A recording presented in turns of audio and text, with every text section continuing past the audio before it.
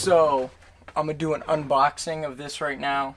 Essentially, I think I paid 80 bucks and I got the travel case, the Ethernet adapter, and then obviously the ultimate GameCube adapter here as well. So let's crack this bad boy open as if I never opened it before. Yeah, so we're going to crack this bad boy open and then we get one thing, another thing, and then we pull the boy out. Just like, it's the same box design. I found it funny because it's the same box design that they used for the, this guy, the Power A controller. And probably this too. Like, this is like the new Nintendo design. So Panda Hardware cloned that shit, and I found that kind of funny. Anyway, let's dive back into this. So then, you get the instruction manual. Oh wow, you plug things. Neat. Then you open this bad boy up. It's got that sweet Panda Global Hardware logo as well. Big fan of that. So then you get this sweet little like springy compartment here. This little elastic guy. And it's got these slots so that your whatchamacallit lines up with that pretty well. This little dock opening.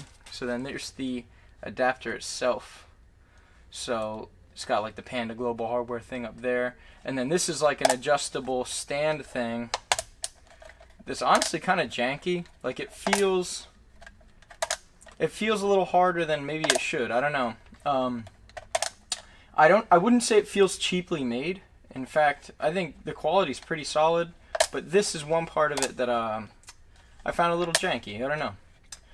That said, I will say the place where you put the switch, so I will just demonstrate that really quick with my switch right here. Once you dock this bad boy, it stays connected pretty effectively, I would say. Honestly, I wasn't expecting that. I was expecting it to be really loose, like the regular Nintendo dock, which once you throw it in there, you know, you're in and out. There's no sticking. That thing's wiggling all day in that thing. So, yeah, that's pretty solid right there. I'll just put that to the side for a moment. Then, so you have a regular kind of 4 GameCube adapter thing. These are fixed. They don't rotate or anything like that.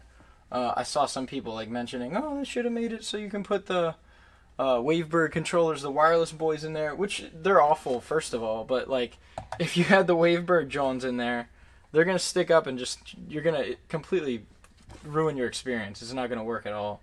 But yeah, so it comes with those. Then on the side, it has a USB port. You can use that to actually insert probably anything, to be honest. But what I got to adapt to that is this Ethernet cable. And what's pretty sweet about this one, who bought that Amazon one, you know that getting it in and out of here is a pain in the ass. This one seems to be pretty long. Like once you plug the Power A's Ethernet adapter in, it's not a problem. This thing's out here. That's sweet. That is such a magnificent upgrade from the Amazon one. I'm actually gonna look at the chipset. I might just make a mention of this later. So it says USB 3.0 to RJ45 gigabit Ethernet adapter, and it works. You know, not sure what the chipset of this is. I can't really comment on that. I know that the one in the Amazon one is pretty compatible with this though, and that's kind of been the standard for a while. But this thing is sweet. Highly recommend that. Then this other piece is just so you can connect. It's a female USB 3.0 guy. So you, or not USB 3.0, USB Type C. Sorry about that. So yeah, you just connect it there to that John, and then you can actually connect it to your Nintendo Switch dock, just like this.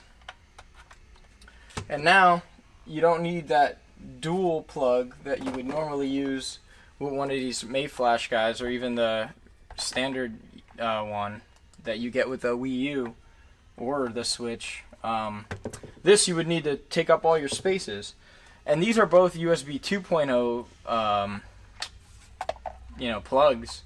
This is USB 3.0, and this And the Switch is supposed to, you know, be compatible with that. And this side spot is also USB 3.0. So I think, honestly, if you guys want to see me do like a video to compare latency and stuff, I was thinking about doing that, but today's not the day for that.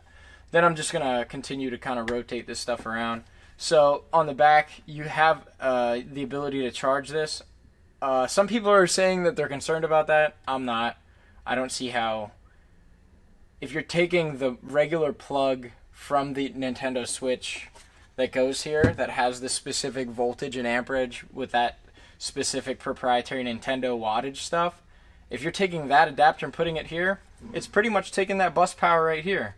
The only thing that's changing is if you have something coming out here, like the USB Ethernet. So I don't see what the problem would be for that, to be honest.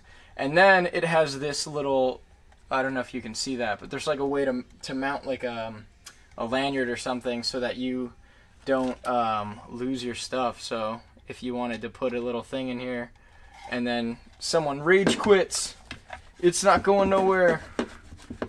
I think honestly they should have put it on both sides so you could mount it more efficiently, but I'll go into that a little bit more later.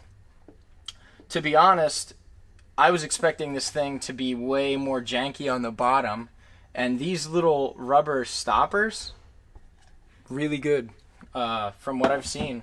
Like, this thing does not move.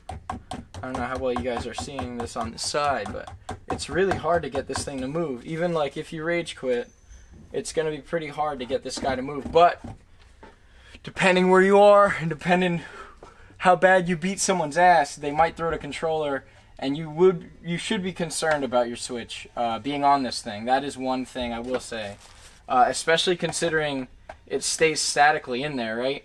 So if it was one of those things where it easily fell out, maybe I yank this and then, you know, this would come out and the Switch would fall out the top. This thing's staying, man. So something to be concerned about. Now, one thing I kind of want to go into is how I personally have been doing this setup in the past. So, all right, my battery's going to die. So I'll do a brief demo. If I connect my regular GameCube controller in here,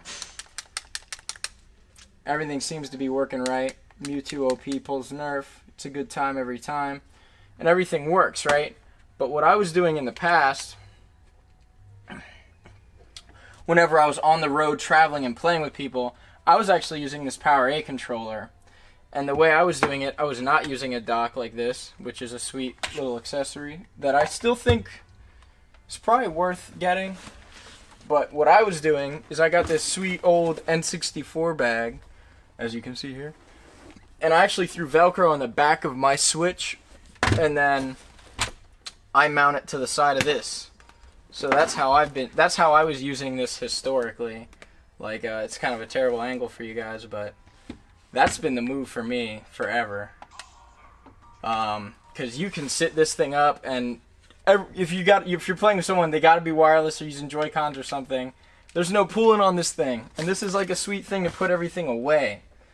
So I'll just kind of close with, I think this was honestly worth the money. I am not upset with the money that I put up to make this thing a reality. I think it is a great accessory, but I would highly recommend putting like Velcro or something on the bottom of this if you're going to use it out somewhere specific. If you're going to use it at the bar and stuff, you know, which I've done many times.